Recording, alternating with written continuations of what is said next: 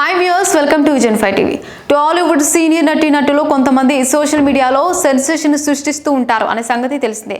ఈ లిస్టులో సురేఖ వాణి ముందుంటుంది. మొగుడ్స్ పెళ్ళామ్స్ అనే టీవీ షోతో సినీ పరిశ్రమలో అడుగుపెట్టింది సురేఖ వాణి. అదే షో దర్శకుడైన సురేష్ తేజని ప్రేమించి పెళ్లి చేసుకుంది. వీరికి సుప్రీత ఒక్కరే సంతానం. అయితే 2019లో సురేఖ వాణి భర్త సురేష్ తేజ అనారోగ్యం పాలై మరణించిన సంగతి తెలిసిందే. తర్వాత ఆమె డిప్రెషన్కు గురైంది. కొన్నాళ్ళు సినిమాలకు కూడా దూరమైంది. అయితే కూతురు కోసం త్వరగానే కోలుకుంది. సింగిల్ మదర్గా ఈమె తన కూతురి భవిష్యత్తును చక్కదిద్దాలని భావిస్తోంది. మరోపక్క కూతురితో కలిసి సురేఖ వాణి చేస్తున్న రీల్స్, యూట్యూబ్ షార్ట్స్, డ్యాన్స్ వీడియోలు కూడా బాగా ఫేమస్. 42 ఏళ్ల వయసులో కూడా సురేఖ వాణి ట్రెండ్కి తగ్గట్టు మోడర్న్ డ్రెస్సులు ధరించి యూత్ని సైతం ఆకర్షిస్తూ ఉంటుంది.